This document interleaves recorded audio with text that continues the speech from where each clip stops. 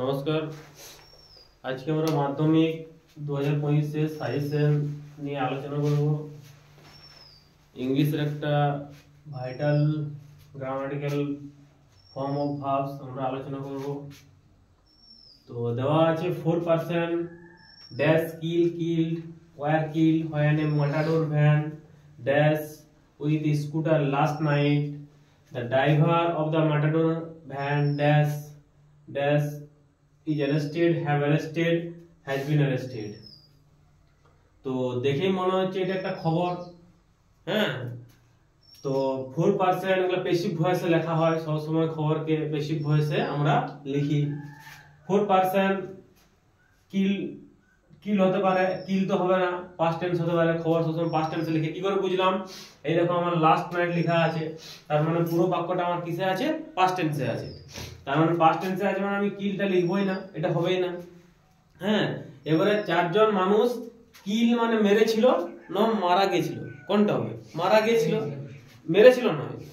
সাবজেক্টের পরে কিন্তু কিল মানে কি, চার যদি এটাকে কিল দিয়ে দিই, আমি কিল আর কিল বসতে পারে, এই দুটোর মধ্যে একটা বসতে পারে, তাই তো? কিন্তু আমার এটা বসবে না কেন? কারণ যদি এটা বসিয়ে দিই তাহলে মানাটা আমার চেঞ্জ হয়ে যাবে। কেমন হবে? 4% কিল্ড মানে চারজন মানুষ মেরেছিল হবে, বুঝতে পেরেছে? আর ওয়াইল্ড কিল মানে তারাকে মারা হয়েছিল বা তারা মারা গেছিল। তাহলে ওয়াইল্ড কিল হবে, এটা লিখে দেবে ওয়ার কিল। তারপরে কি আছে আমার? হোয়াইট এ মেটাডোর ভ্যান। হ্যাঁ, তাহলে একটা গাড়ি ভ্যান গাড়ি কি করেছিল? ধাক্কা মেরেছিল। হ্যাঁ, ধাক্কা মেরেছিল, এরকম তো বলবে যে ধাক্কা মেরেছিল। তাহলে পাস্ট টেন্সে প্রেজেন্ট টেন্সে হবেই না। কেন হবে না? কারণ এটা দেখো লাস্ট নাইট গতকাল লেখা আছে, তার মানে বাক্য দেখেই বুঝতে পারছি এটা পাস্ট টেন্সে হবে। তাহলে আমার কোলাইডেড হবে আর কোলাইডিং হবে। তো কোলাইডিং মানে কি? ধাক্কা মারছে। এরকম কেউ বলে যে চারজন মানুষ মারা গিয়েছিল যখন একটা ভ্যান ধাক্কা মেরেছিল, এরকম বলে? কেউ তো বলে না যে ধাক্কা মারতেছিল, ধাক্কা মারতেছিল বলে কেউ বলে নাই, মানে কন্টিনিউয়াসও হবে নাই।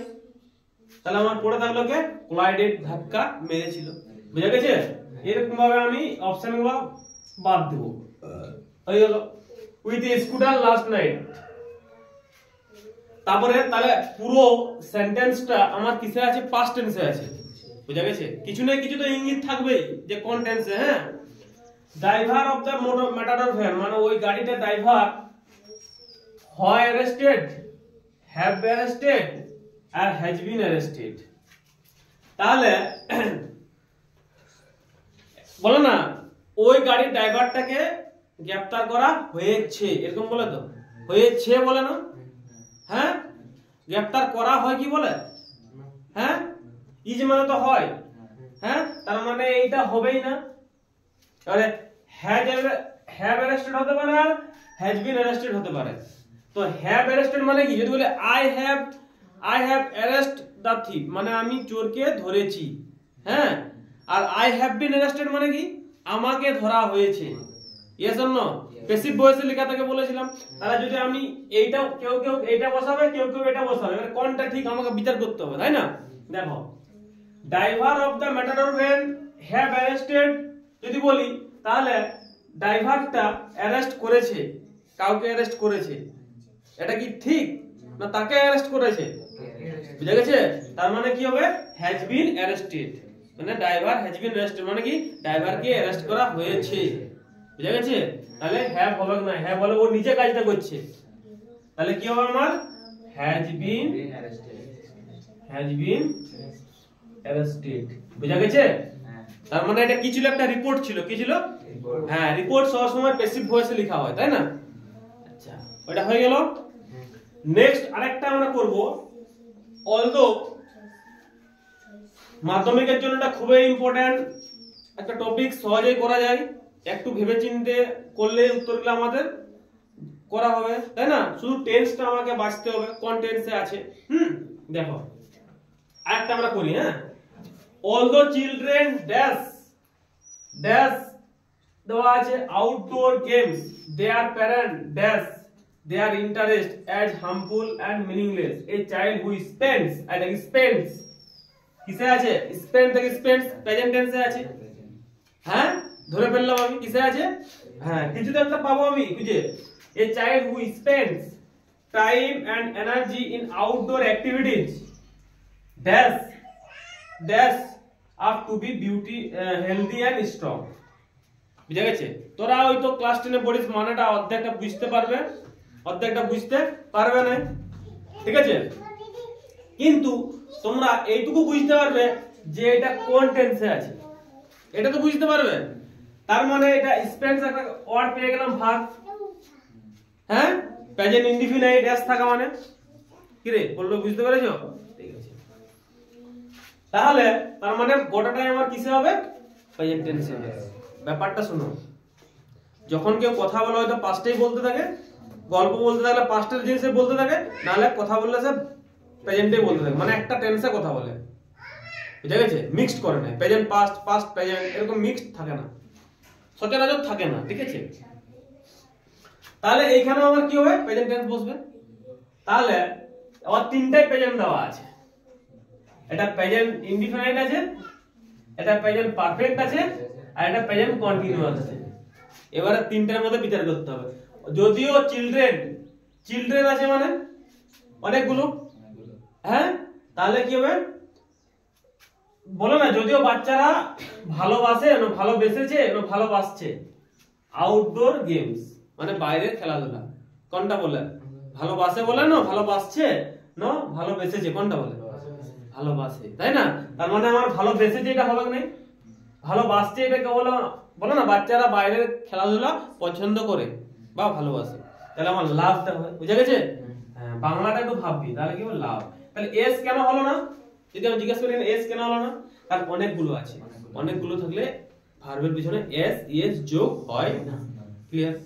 চলে যাও তারপরে, দেয়ার প্যারেন্টস, যদিও বাচ্চারা ভালো মানে ভালোবাসে যে বাইরের খেলাধুলাকে, নাকি? এই কমা মানে তবুও, এই অলদো মানে যদিও, কমা মানে তবুও, যদিও বাচ্চারা বাইরের খেলাধুলা পছন্দ করে ভালোবাসে, তবুও দেয়ার প্যারেন্ট তাদের বাবা মারা মনে করছে, মনে করে না মনে করেছে, their interest as harmful and meaningless. তাহলে ওটা প্রেজেন্ট ইনডিফিনাইট হচ্ছে, এটাও প্রেজেন্ট ইনডিফিনাইট হবে, হ্যাঁ মনে করে, বুঝে গেছে? তাহলে মনে করে কোনটা হবে, মনে করছেটা হবে না, মনে করেছেটা হবে না, হ্যাজ মানে ছ থাকবে, করেছে, তাহলে কি হবে, কনসিডার, কনসিডার বিবেচনা করা, মনে করা, হ্যাঁ ভাবে, হয়ে গেল। তারপরে এবার full stop. A children, a child একজন শিশু, হু যে, এখানে কে বলবে না, মাঝখানে হু তাহলে কি বলে, যে। এ চাইল্ড, এ মানে হুটা কাকে রেফার করছে, চাইল্ড, বুঝা গেছে? একজন ছেলে যে কিনা, যে কিনা স্পেন্ড মানে কাটায়, কি টাইম সময় কাটায়, এন্ড এনার্জি সময় এবং তার শক্তি কোথায়, ইন আউটডোর অ্যাক্টিভিটিস মানে বাইরের কাজকর্মে।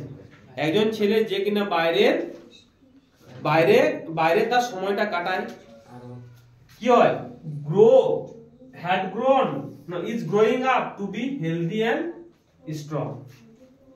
সে বেড়ে উঠে না বেড়ে উঠেছিল না বেড়ে উঠছে একজন হেলদি এবং স্ট্রং হিসাবে।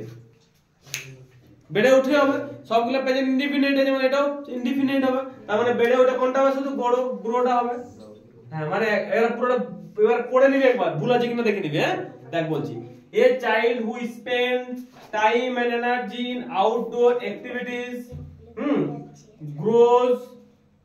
grows up to be healthy and strong মানে একজন ছেলে যে কিনা বাইরে তার সময় কাটায়, বাইরে কাজকর্মে, বাইরে খেলাধুলায়, সে কি হয়, হেলদি এবং স্ট্রং হিসাবে বেড়ে ওঠে। মানে দেখ সব উঠে যায় খায়, মানে প্রেজেন্ট ইনডিফিনিট, এটা খতম হয়ে গেল, এটা খতম হয়ে গেল, কর্ম পাচ্ছে মানে প্যাসিভ ভয়েসে। এই হচ্ছে ব্যাপার, ঠিক আছে? পরের ক্লাসে আমরা আরো কিছু আলোচনা করব, আজ এই পর্যন্তই।